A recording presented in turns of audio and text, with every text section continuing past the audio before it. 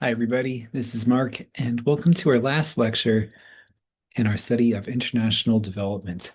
And in some ways, we're going to go full circle, at least in a couple of respects. And I want you to think about one of the early readings that we opened our course with by the president of Finland, Alexander Stubb, who wrote an article on the West's last chance.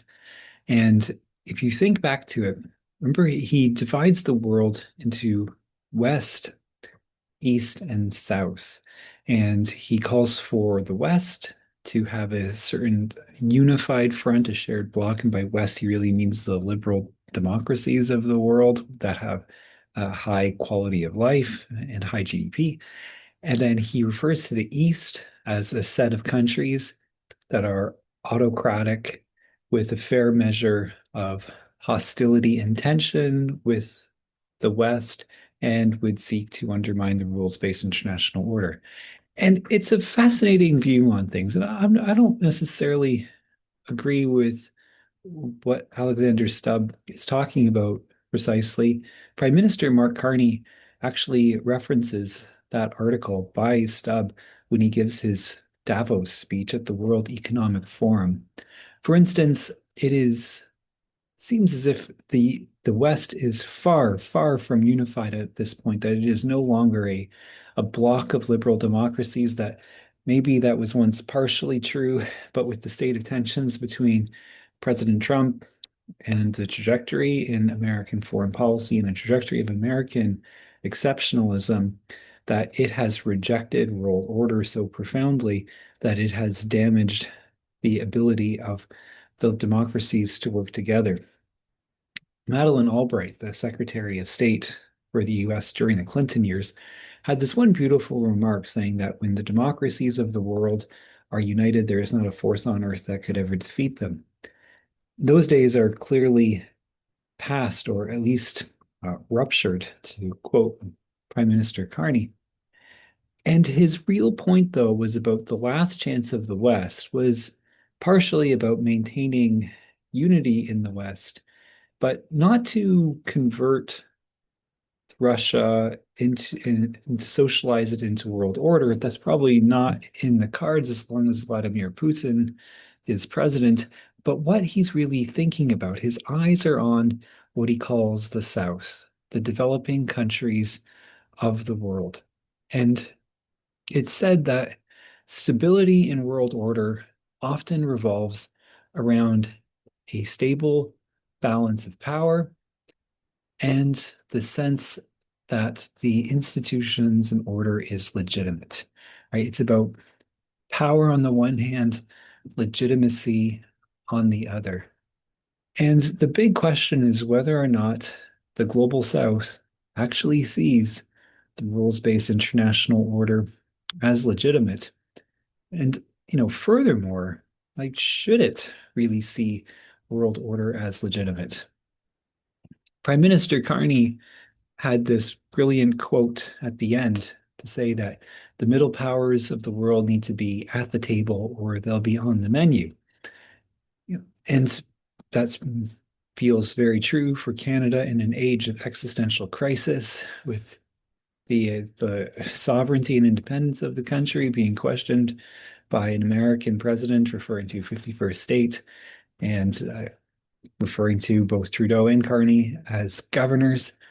But it's certainly true for the global South as well, which has been the host of the vast majority, almost the entirety of political violence in the world.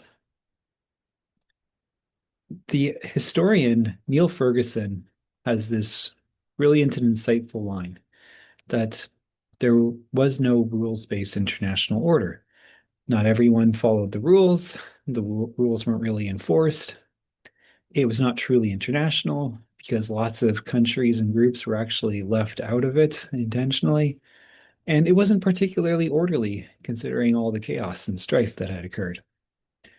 And this is a sentiment that's expressed amongst many people, in the West, in the East, and especially, in the global South.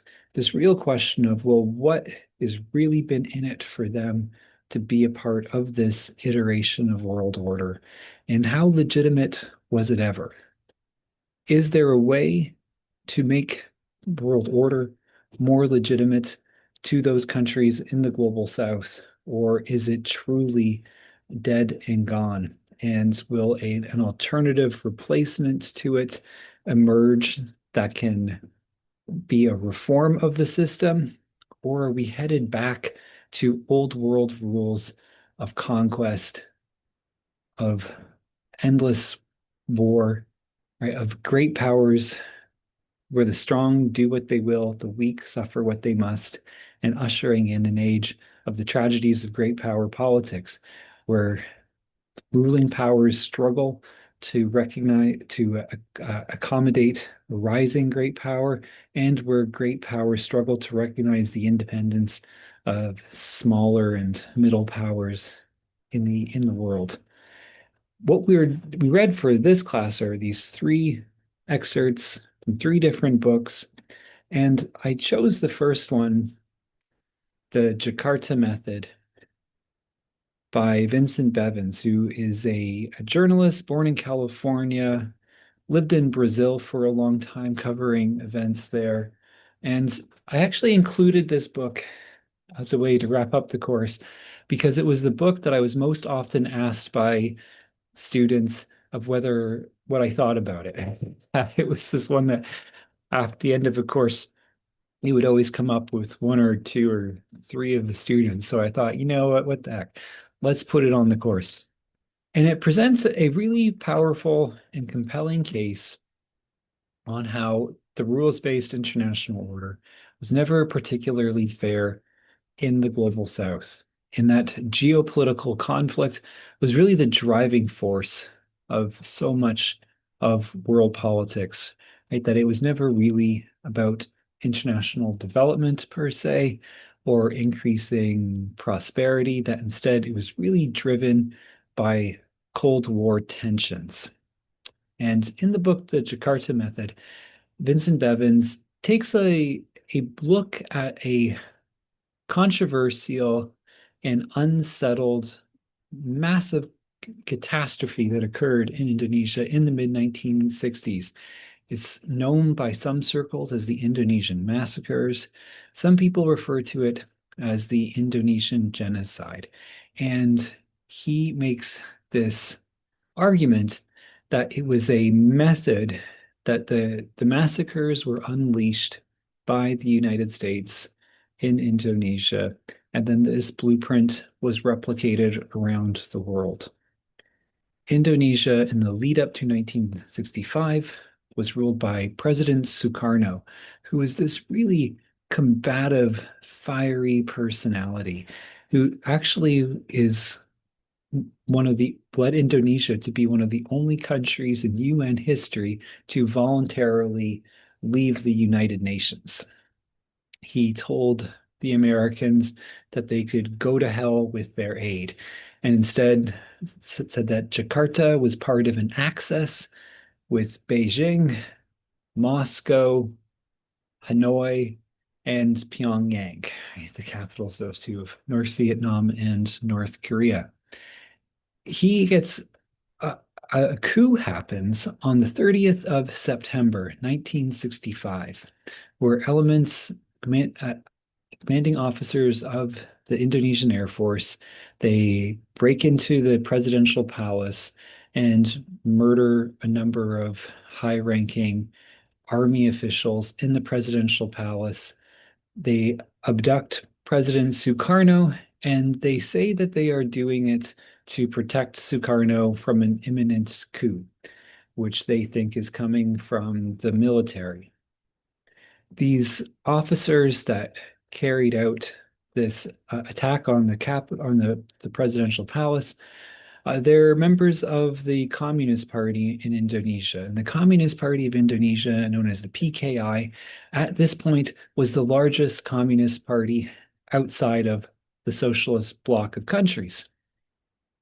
Sukarno was someone who was consolidating his rule basically around the PKI and the communist faction of Indonesia, these members of the PKI in the Indonesian Air Force, they abduct Sukarno thinking that a coup is imminent. As they take Sukarno away in order supposedly to protect them, then these reserve army units from central Java begin to emerge and push on to Jakarta as a way to ostensibly, free President Sukarno. And what emerges is what looks to be like a military junta that is in command of Indonesia, and what is unleashed is a mass level killing spree against PKI sympathizers and party members across Indonesia. It has a religious kind of context to it because it represents mostly one type of Muslim, the Santri, killing another type of Muslim known as Abangan, which are terms for Islamic groups that you don't really hear about in any other context because it's specific to Southeast Asia and to Indonesia in particular. And then there's also these other ethnic elements to the violence, such as how an enormous amount of the killing was concentrated on the little island of Bali, that's just to the east of Java. The primary religion on Bali is actually Hindu, not Muslim, and an enormous amount of the violence was Muslims killing Hindu on Bali, which really leads for some to suggest that that really constituted a genocide because it was exterminating people, not because of their politics, but rather because of who they are, their identity features. And it was always a debate with the United Nations when they were creating the Genocide Convention on how to define genocide. And it was the really the influence of the Soviet Union to say that genocide is when one group is trying to exterminate another group based on identity markers, based on race, ethnicity, or religion. And because at the end of World War II, that was the era when the Soviet gulags were never more full. They didn't want it to actually be about assaulting and destroying in part or full a group of people based on their political ideas. And it is this catastrophic event in Indonesian life that severely scars and wounds the country in ways that the decades could not possibly ever heal. A really bizarre event happens, though, just in the aftermath of the end of the killings in 1966. And it's one of these army generals who is from head of a reserve unit, has no real connections, no real influence or power. His name was General Suharto.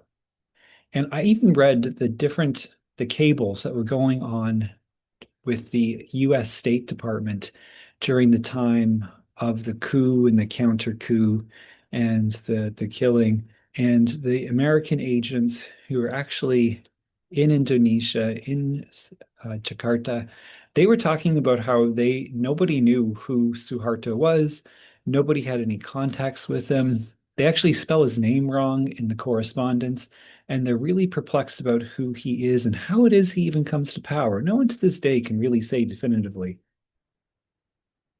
how it was that Suharto was able to emerge as the president. There were all these other much more influential, popular, well-known generals in the army staff in Indonesia, such as these heroes of Indonesian independence who went to war against the Dutch. And Bevins, he interviews primarily people that see politics like him. He's really interested in, quite new left, far left-wing activists in the countries that he surveys, such as in Brazil, where he spends most of his time, as well as in Chile, as we read about in this chapter, and here in Indonesia. And with the editor of this one Marxist journal, he was talking to them, and what they had to say was the United States won. Here in Indonesia, you got what you wanted, and around the world, you got what you wanted. And Vincent Bevins pushes this activist a bit to say what it is that they actually mean. And they say that you killed us, right? That the Americans had this assault. Bevan says that this is really the key to unlocking an understanding of maldevelopment around the global south, that it was never really a rules-based international order, but it was really driven by great power conflict and the anti-communist crusading of the United States. And he says that with the US economy being 20 times larger than Indonesia's, even though Indonesia is the fourth most populous country in the world, right, just after the United States, Brazil having a GDP per capita less than one-sixth that of the United States. Here's a quote directly from Bevins in the very short chapter, We Are the Champions. He writes that the reality is that the white world and the countries that conquered the globe before 1945 remain very much on top, while the brown countries that were colonized remain at the bottom. This is someone who really believes in the principles of post-colonialism, right? This notion that that world history and international relations have been defined by racial prejudice and a racial hierarchy in international order. And he even quotes another person who we read earlier in this course, the economist Branko Milanovic, on just how, with the end of the Soviet Union, it's really only, it's not all countries that universally benefit from those market-based reforms, but rather particular countries such as Poland or Estonia. Estonia, which ends up developing a very strong digital economy. He talks to one Indonesian, when he always asks to the Indonesian activists, he asks them to think back to 1963, 1964. In those years, what world did you believe you were building? What did you believe the world would be like in the 21st century? Is that the world you live in now? And of course, the opening part of the question, Bevan says that people would become quite misty-eyed and quite reflective and happy. And then thinking about the latter part of that question, they would often be hit in the stomach by a gut punch of how different their country turned out and how different the world turned out. Some notable features about Indonesia as we jump into it, because we're thinking about the Jakarta method. It is the fourth largest country in the world, as we mentioned. It is the largest country with a Muslim majority in it. More Muslims live in Indonesia than in any other country in the world, more than the sum total of Saudi, Qatar, the UAE, Oman, Yemen, Bahrain, Palestine, Lebanon, Jordan, Syria, Iraq, and Egypt all put together, though it is one of the only OIC countries, that's Organization of the Islamic Conference members, that does not have an Islamic constitution. For a long time, it was the only country. It wasn't until the Soviet Union collapsed when some of the countries of Central Asia joined the OIC. Was Indonesia joined by any other country with a Muslim that didn't have an Islamic constitution? Like Malaysia, for instance, is a neighbor, but it's actually the Islamic Republic of Malaysia. A member of the G20, right? One of only three Muslim majority countries, along with Turkey and Saudi. And it is the third largest democracy, right? India, the United States, and Indonesia. And in 1998, the Asian financial crisis occurs, which results in a massive devaluation of the Indonesian currency, the rupiah, and Indonesia receives these enormous bailouts from the International Monetary Fund. When there's protests in the street of Jakarta, the chant is KKN, Corrupsi Colusi Don Nepotismi, which you don't need to know Bahasa to understand, right? Corruption, collusion, and nepotism. When Transparency International began doing their corruption perceptions index, it wasn't including every country in the world. But out of the countries that it was surveying, for those early years, Indonesia ranked dead last. This unknown general from a reserve division in central Java who became president, Suharto creates one of the more kleptocratic, corrupt regimes on the entire planet. He institutes, in particular, a tax across all middle like middle class Indonesians, which is then later revealed to basically all have gone directly to his own personal bank account, that he was personally collecting the taxes from Indonesians that were just barely middle class. In 1998, when faced with these major protests, his another general, young general, who is actually his son-in-law, married to Suharto's own daughter, comes in a military jeep to the presidential palace. His name is Prabowo. He comes out of the jeep with all these other military guys, and he basically says to Suharto, "Give me the keys to the kingdom, and I will stay strong. I will protect your legacy, and we will not capitulate." There are even rumors and allegations that Prabowo and his men had even shot live ammunition into some of these demonstrators. President Suharto, who had ruled as a fairly autocratic leader for 30 years, actually tells Prabowo no way, that that is not going to happen. And Prabowo is forced to leave the country. And President Suharto steps down. His vice president, BJ Habibie, becomes president, and then begins this period of reformasi, or reform, which would slowly transform Indonesia from a semi-authoritarian state into a flawed democracy that was just on the verge of becoming a full democracy, where then it then settled back down into a lower flawed democracy. Its economy, though, has been had some staggering growth. You can see it compared to Canada here. And in terms of the total GDP and the projections for the future, as Canada will slip, Indonesia will grow into one of the larger economies on the planet.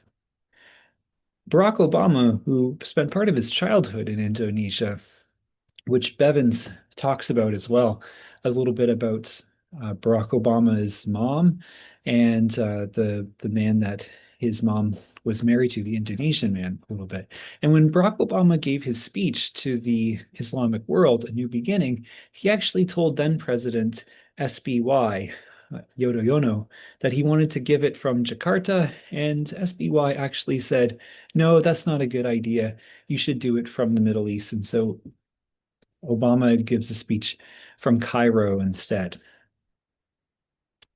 He, SBY though, he has this idea of Indonesia becoming something of a model democracy to prove the compatibility of Islam with development, with democracy, and with being a good member of the international community, a believer in the rules-based international order. Indonesian politics takes a bit of a staggering, though, by the time that he is finished office in 2014, where the views, once again, where it appeared as if they were the state, the government was taking on KKN, Korupsi Kolusi dan Nepotisme, gets revealed with a whole bunch of high-profile cases that corruption is still endemic. The post-Asian financial crisis was not actually Indonesia's first experiment with democracy. When the Empire of Japan is finally defeated, an empire which cruelly and brutally ruled over the Indonesian archipelago, the Indonesians actually announced their independence, only to have that independence swatted away by the Netherlands, who attempted to reimpose their own colonial rule. What occurred was a really brutal war of independence that saw Indonesians fighting the Dutch, as well as fighting with each other, contending to see who would actually control the fate and destiny of Indonesia. Sukarno, the early leader of the independence movement, was a significant figure back before World War II as well, trying to foment the idea of an Indonesian national revival where it would have this independence and this freedom. And he worked with a person very closely, Muhammad Hatta. And what they attempted to do was to outline the basic principles of a foreign policy that would be free and active, bebas dan active, as they called it. And it was to be independent or free, meaning it would not ally with either Washington or with Moscow, and that it would be an active one, that it would be engaged in the world. It wouldn't simply become like a North Korea hermit kingdom, but instead be one that sought out diplomatic engagements under the confines of world order. And what Sukarno believed was that the Indonesian national motto would be diversity and unity. And he meant this because he thought that there needed to be diversity of religion. It's why he helps create a constitution and a Pancasila, five principles that doesn't include Islam as the guiding force. And there's this time where he believes that it needs to be based on political diversity too. He refers to it as Nazakam, nationalism, and uh, agama, which means religion, and communism, right? Nationalism, religion, and communism would be the three main pillars of legitimacy in this new republic. And you can kind of see how there are these contradictions, right? These three things do not cohabitate easily, right? Communism is not one. For communism, religion is the opiate of the masses. And the point is, you know, abolishing the state, right? And for nationalists, right, they're going to have a hard time accepting people who have religions other than the state, let alone be willing to fight and wage class warfare.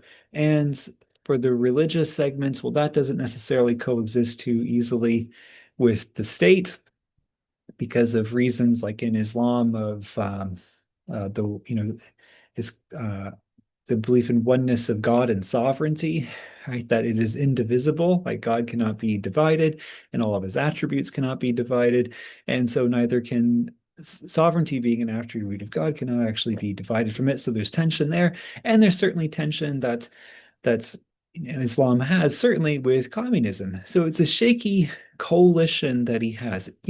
I'm a Canadian.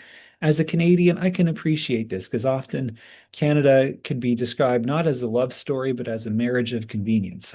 So there's this marriage of convenience for the sake of trying to build national unity. And there are these appointments made to a parliament roughly meant to approximate the views in Indonesian society. Masyumi means it's a moderate Muslim party. The PNI is a reference to nationalists in the military. The PSI is a socialist organization. PKI is the Communist Party. And then you can see Catholic and Protestant parties, and then a whole host of other parties as well representing that diversity. In 1955, then Indonesians actually get to vote for the legislature itself, where you can see the breakdown of Masyumi earning basically the same number of votes as the nationalists. So the moderate Muslims and the nationalists win the most votes. NU, Nahdlatul Ulama, is a more conservative Islamic organization that wanted to bring in more ideals that of a more Middle Eastern style of Islam to Indonesia.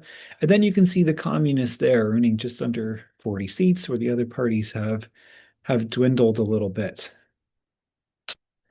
But with political independence did not come economic independence so readily. Here's one little example of the batik industry in Jakarta in central Java, right? Indonesia is famous for it's batik or textiles, and you can see how dominant foreign capital still is, or either national and foreign, national and Chinese, and just a tiny little bit there of national ownership. But just one little snippet to kind of get a sense into the politics of that first president, Sukarno.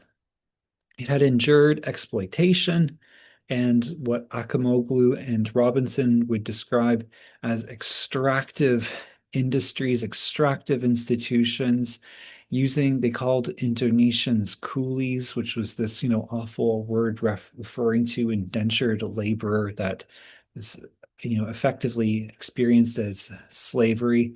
And then the Japanese invasion during World War II, which was a even more violent and destructive experience that resulted in just pure gulags, slave labor camps, and mass killing. What complicated things for Indonesian politics in the War of Independence and the aftermath is this diversity of all these different groups competing with each other. And with this guy here as the first president and leader of this group, an individual that some in Indonesia could never accept because they could never forgive that he was a Japanese collaborator.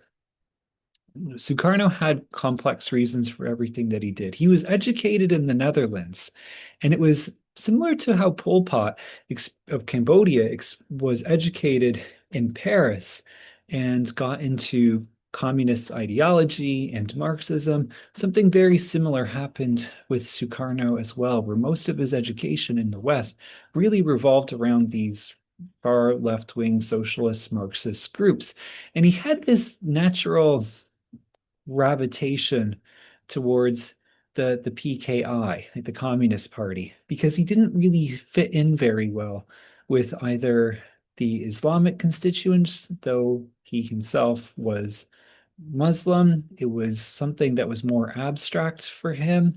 It wasn't something that defined who he was particularly. For instance, he was notorious for his infidelity and just living like some kind of rock star, trying to meet women. He wasn't really accepted within those Islamic political parties, and he certainly wasn't accepted by the military either, that he was an outsider to them as this more academic type. But he emerges as this leading figure, and he tries to at first appeal to Washington on a middle ground and to Moscow on a middle ground. And he attempts to maintain a parliamentary democracy. That parliamentary democracy begins to fall apart, though, where just 2 years after that election, he actually bans the largest party in the parliament, Masyumi, the moderate Muslim party, because of how there is this insurrection of certain Muslim groups in some of the outer islands, particularly in Sumatra, involving a group that actually called themselves Hezbollah. No relation to the Hezbollah of southern Lebanon, but a different organization based out of Sumatra. The head of Masyumi, Muhammad Natsir, is someone who forcefully advocated for Indonesia to be a part of the West, to be a part of this emerging International Bank of Reconstruction and Development that would become the World Bank, that wants to have this partnership with Western development agencies, and has these really high-minded, uh, practical views on national unity and kinship. Sukarno, though, bans the party, forces Natsir into exile, and then begins to pronounce a foreign policy of confrontasi, right? Once again, you don't know, need to know Bahasa to know that means confrontation. He's rejecting the independence of Malaya, so Malaysia and Singapore, believing that this is Indonesia's divine sphere of influence. He denies Papua New Guinea, like seeing it as inherently a part of an Indonesian archipelago ruled by Jakarta. He announced that, the access that I mentioned before. And he begins to embark on these major campaigns meant to build infrastructure to lead to growth. It's what Daniel Susskind refers to in the Soviets as growthology. This notion that you need to that you will use a battering ram of development directed by the state in order to achieve tremendous growth. But growth, as we've thought about throughout this course, is a complicated thing to achieve, that it doesn't always come particularly easy. The Soviets had achieved some phenomenal growth in the 1930s and after World War II, but it was not always the most efficient or productive. A factory in Leningrad, for instance, renowned for building welding robots, it was said, well, a welding robot could do the work of one welder while occupying a space of an entire team of welders and would break down more often than the heaviest vodka drinker. And Sukarno was met by a number of particularly challenging, huge public works projects that he had staked his political fortunes on. And eventually, inflation grew astronomically high as Indonesia left the United Nations and left the institutions of Bretton Woods. You can see inflation spikes to about 1,200%, and you can see how their growth, how quickly it changes. Sukarno announces a guided democracy, right, where he's in control of parliament, and a guided economy, right? These are pretty Orwellian terms: guided economy, guided democracy, in order to force on a state-led economic development, which begins to fall apart in 1963. It actually recovers a little bit in 1964, but keep in mind, Indonesia is this incredibly impoverished country at the time, with a huge population boom, that it needs to have massive growth. And this is simply not happening. Inflation is always said to be the first ingredient of revolution. Asabiya is this belief in kinship, and Natsir, the head of Masyumi, often said about, kinship of Indonesia needed to be first and foremost.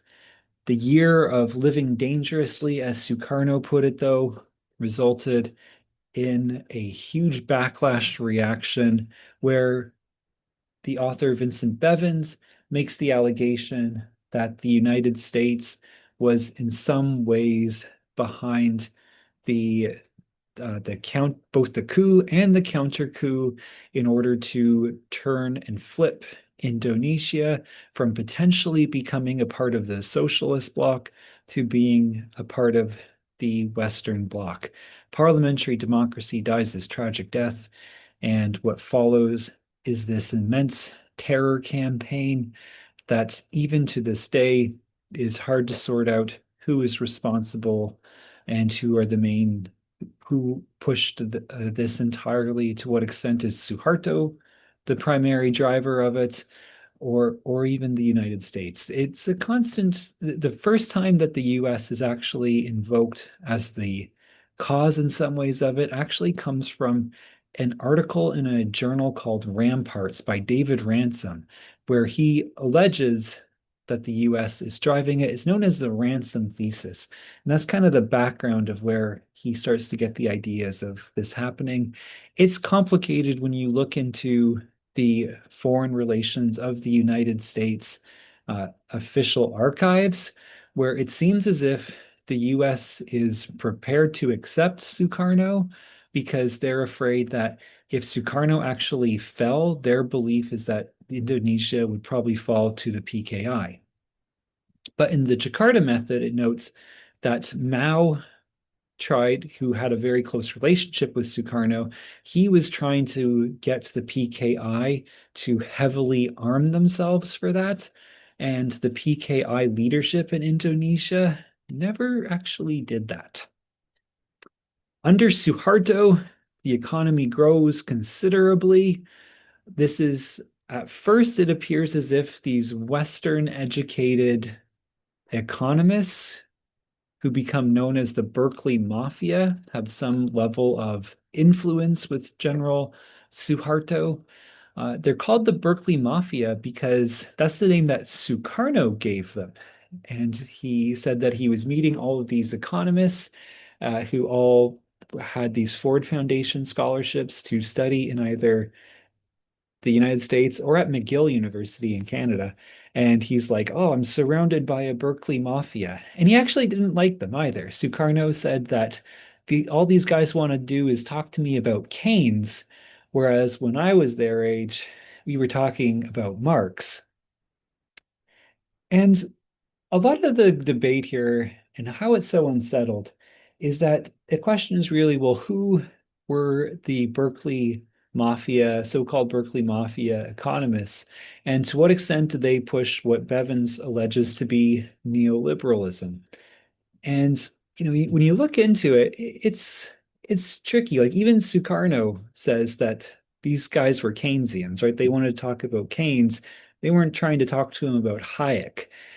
In Chile, much of the discussion around Pinochet involves who they refer to as the Chicago Boys. And these are the Chileans who go to the University of Chicago and closely interact with Milton Friedman, this real, godfather of bringing back neoclassical free market economics. And when it comes to the Berkeley Mafia, they don't really have that same direct lineage to any hardcore free market types or Austrian school liberals. Instead, they're mostly being trained by Keynesians in Canada and the United States. And real Indonesian nationalists, like the first professor of economics at the University of Indonesia, Sumitro, who has this view that of a very kind of like a Keynesian experience that's rooted more in the Indonesian experience. They have tremendous growth, and Suharto actually cuts off the Berkeley Mafia from government and shuffles them away to be either irrelevant technocrats or irrelevant academics. And that happens pretty early on, by the early 1970s. And part of it has to do with the relic of political culture under Sukarno. Bevins gives this idea that, well, the left is simply crushed and completely like murdered and doesn't exist in Indonesia in the aftermath of 1965, 1966. But the experiences that the Indonesians have under colonialism by the Japanese, as well as by the Dutch, and by the Dutch during this War of Independence, it leaves them like pretty radicalized and very sensitive to that legacy of colonialism. And when the Japanese prime minister came for a visit in the early 1970s, Jakarta was rocked by riots where this anti-colonial sentiment, like it burst out into the street to denounce what was happening here. Uh, and in the aftermath of this is where the ransom thesis began to catch on, and there were accusations that Suharto actually had these has individual advisors who have a relationship to other countries, the imperialist United States, and he pushes them away. He doesn't care what they have to say anymore. They want to push manufacturing. But what also occurs at this time is the 1973 oil embargo. Indonesia is a member of OPEC. They don't boycott the export of oil to foreign markets, unlike Saudi. So what they're able to do, though, is to gain gigantic profits by selling oil at the hugely expensive, the skyrocketed rate. And Suharto basically turns the regime into one of collecting oil rents, and he's less interested in what the Berkeley Mafia have to say. about development. You see it dips down, though, because of the debt crisis of the 1980s. Then by the mid to late 1980s, skyrockets again until the Asian financial crisis, which ultimately breaks the legitimacy of Suharto's so-called New Order regime. Foreign direct investment was always pretty low too. Not really something that Bevins talks about here, that it jumps up primarily into the oil sector after the 1973 embargo, but even then it comes down and stays pretty low until Indonesia has that gigantic economic second takeoff in the mid to late 1980s following the 1982 debt crisis. And I bring this up because I think Bevins has these powerful points that he's making. I think it's really compelling on a lot of levels, but it does leave this question of, was that rules-based international order simply colonialism and great power politics under a different name, right? Or obscured in some way. And that I think is one of those enduring debates that you need to make up your own mind about that, whether or not it was all just a charade. The Prime Minister of Canada, Mark Carney, in his Davos speech compared it to the parable of the shopkeeper from the former Czech president Václav Havel, where the shopkeeper just puts up the workers of the world unite, you have only your chains to lose. He puts it up in the shop in the Soviet Union, and he doesn't believe in any of it, but he just does it because he goes along with it.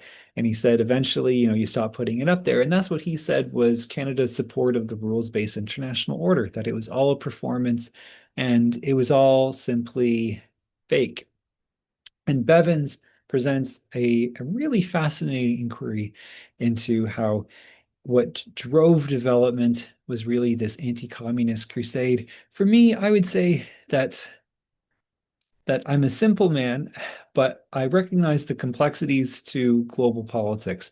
And I think that there is a truth to what Bevins is saying, but I do think that maybe he characterizes it into a polemical way that doesn't always fit with the complex motivations of society, particularly the notion that Suharto is effectively a puppet of the United States, a United States government that had no idea who he was as he took power, and then continued to not to really understand him. I read this one transcript of Suharto meeting with President Nixon and Secretary of State Henry Kissinger.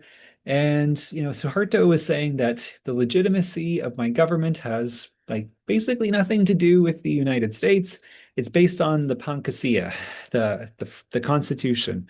And the like Kissinger and Nixon, after Suharto leaves, they have no idea really what he's talking about. That what happens within a country is often more defined by the internal experiences and destinies of that country more so than outside factors.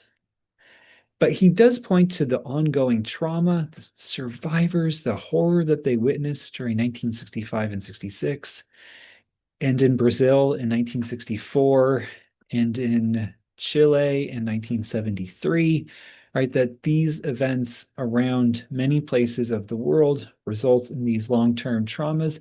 And these points, I think, raise a couple of things. They raise just how monumental the challenges that Alexander Stubb presents as the president of Finland on the West's last chance, that trying to persuade a number of these emerging market economies, countries like Indonesia and Brazil, that are definitely hedging and looking ultimately for the best deal, will not assume that the best deal will come from Western liberal democracies, and will not assume either, nor should they, that those liberal democracies or the West are actually have the good intentions towards them, right? That there is this lack of trust that exists, this lack of legitimacy in the heart of world order itself, and so much of it does revolve around these ongoing questions of development, right?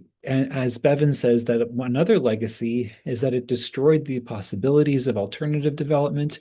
That's a fascinating claim. I don't really agree with that whatsoever. I think that when we look through this course and we look at all these other examples of different countries and different theories, that there were all kinds of different approaches. That's the approach of China, for instance, of the Chinese Communist Party, one that borrowed some aspects of the developmental state from East Asia, but within the context of an authoritarian and totalitarian structure that didn't actually create much in the way of rule of law. That is not the strategy of the West whatsoever. That all kinds of different strategies were employed. He says that the operations affected the nature of regimes, which I think, is a fair point to make. That regimes around the world, had to think about their approaches to development and their relations with great powers. And perhaps, that's something that's always been true of world order. It says that it deformed the world socialist movement. It made it cower in fear, which, yeah, once again, that's a really fascinating point. And that it left the anti-communist crusade, left the West, and particularly Americans, with something of a paranoid style that we never quite got around. Right, Bevins looks today at the case of the kidnapping of Maduro, right, president of Venezuela, in the middle of the night, to kind of see that as part of the continuity of America aggressively attempting to destroy those opponents of the neoliberal capitalist order.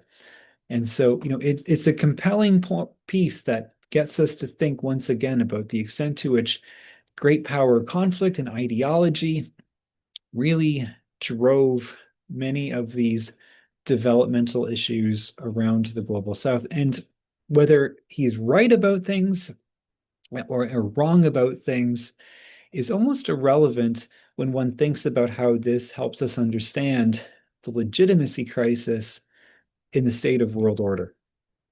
Daniel Susskind, on Growth, a History and a Reckoning, offers a fascinating perspective as well in a short chapter that we read. Starts off the chapter with a quote from Ludwig Wittgenstein. When we think of the world's future, we mean the destination it will reach if it keeps going in the direction we can see it going in now. It does not occur to us that the path is a straight line, but a curve, constantly changing direction. And that is so true for development. I'm really thinking about artificial intelligence. The extent to which, is this really going to be a game changer for the world economy? Or is it, at least in part, a competition amongst the tech companies in order to both receive gigantic amounts of funding from taxpayers and to attract Wall Street's investment? Will large language models actually lead to some kind of machine learning and singularity? Or to what extent is it just a remarkably effective copy and paste search engine? He points out too that an important lesson is to note that economies are not monolithic and unchanging, that they are certainly dynamic, and that we do have some control over where it is that we're going to go. He poses the question, for instance, of why the Industrial Revolution in Britain, and says that for a long time this was not particularly well understood. But then the conclusion is really that Britain had a particularly striking case of cheap energy and expensive labor, and this created the motivations to have different ideas about those two material realities, sparking the application of steam power to machines. And that the government, the state, whether in the US or around the world or in Canada, that it has to then try to direct progress to certain social ends. That the government is only going to be legitimate if it is able to take questions of justice seriously, right? That we're not just consumers, we're citizens as well, that there's this balance. And, Susskind's point of view here is that there has to be these worthwhile hinges, or sorry, worthwhile ends. I mentioned the growthology points of Khrushchev and the battering ram, but how difficult that actually is to achieve. Government on its own cannot practice the kind of alchemy of simply willing into existence efficiency and productivity. But we are, as the Susskind quotes from another scholar from quite a number of years ago, on the hinge of history. This is more true today than ever. I think that our world is going to be remembered as the crisis of the 2020s. And the quote is that given the scientific and technological discoveries of the last 2 centuries, the world has never changed as fast. Keep in mind, this is before AI burst on the scene. We shall soon have even greater powers to transform not only our surroundings, but ourselves and our successors. If we act wisely in the next few centuries, humanity will survive its most dangerous and decisive period. System changes invoke behavior changes. It's the idea of the Lucas critique, who's a Nobel Prize winner and economist, and says that, well, when central banks mess around with interest rates, they don't always achieve exactly what it is that they think that they are, because then behavior is going to change in often some unpredictable ways.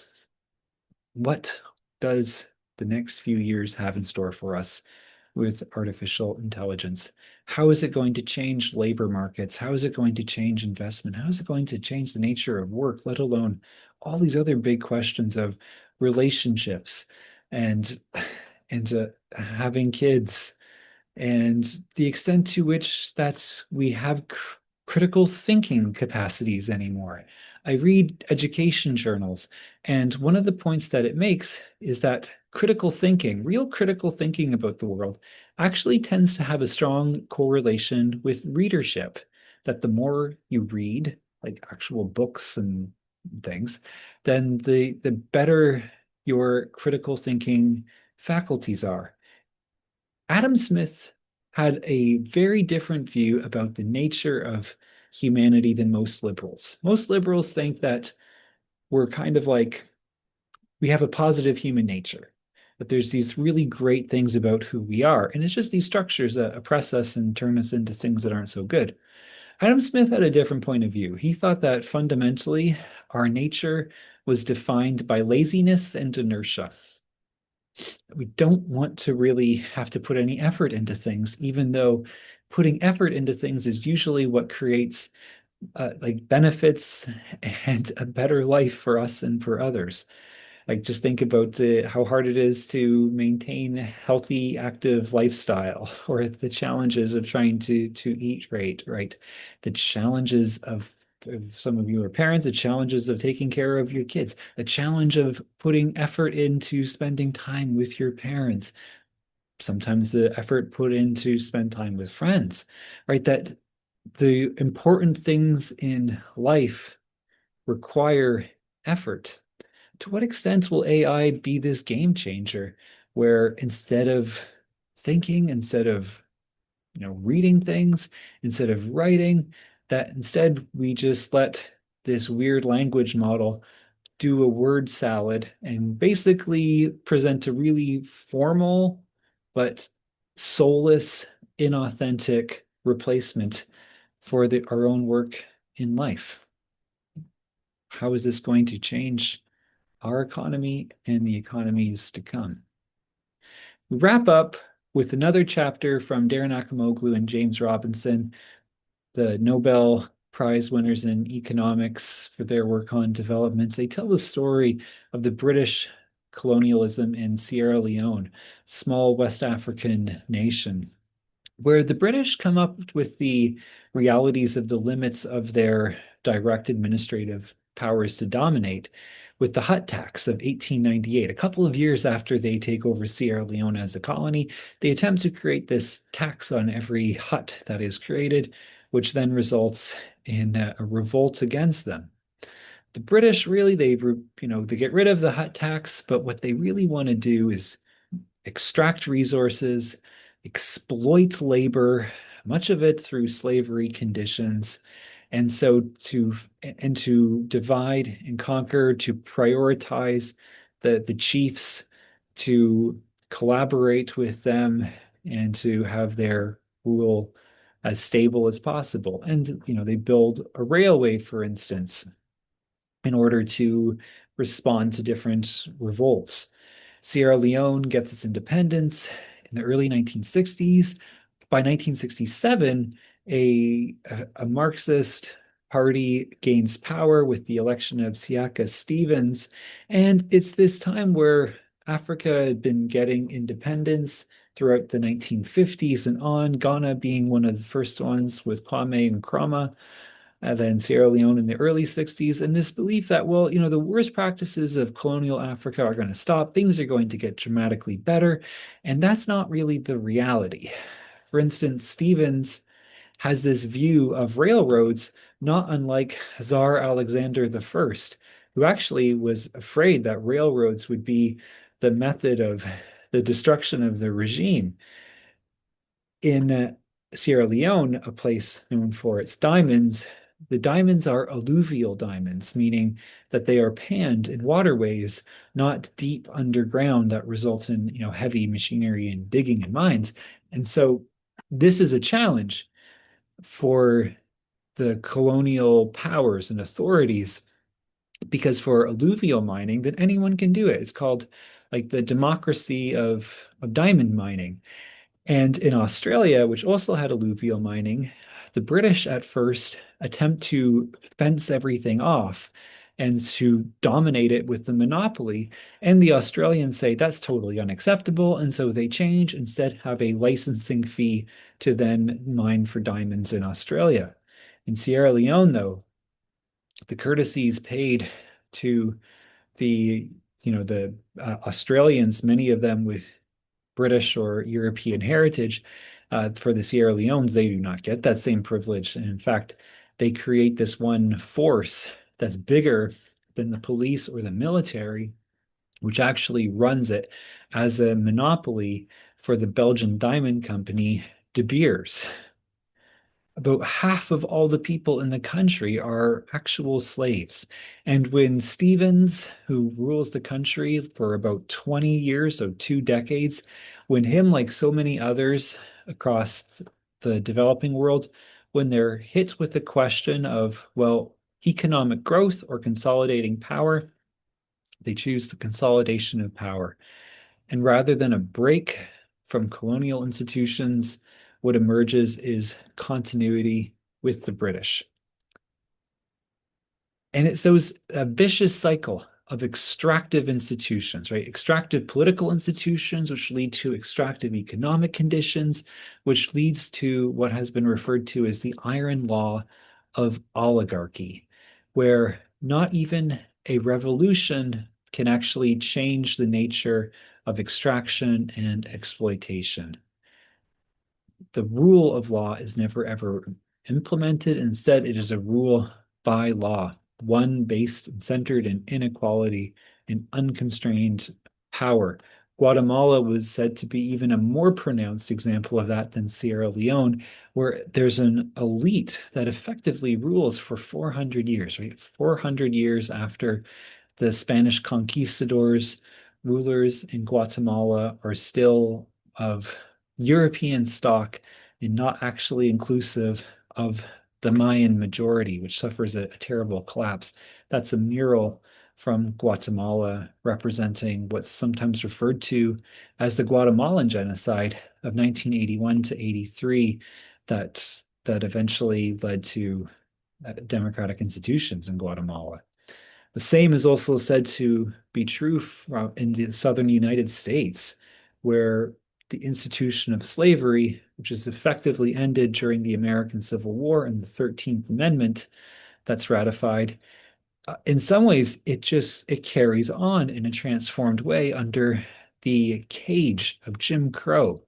Southern planters lose the war but win the peace, and the plantation owners and their sons never even fought in the Confederacy, that owning slaves was a way to exempt you from military service. Instead, the men fighting and dying in the tens of thousands and the hundreds of thousands are actually not even slave owners themselves.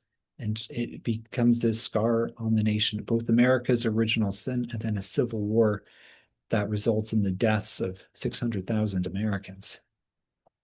On the right here is the Emperor of Ethiopia, Emperor Selassie.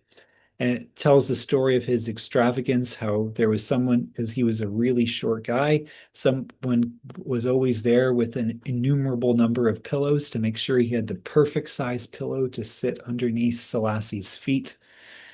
And eventually, the decadence of his rule provoked a revolution and a coup against him by the Derg in 1975. And its first post emperor president, Ninjitsu, that he actually, though he was the Derg were Marxists, revolutionary Marxists, actually began to use Selassie's own throne and really reflected this decadent extravagance, though, as a Marxist.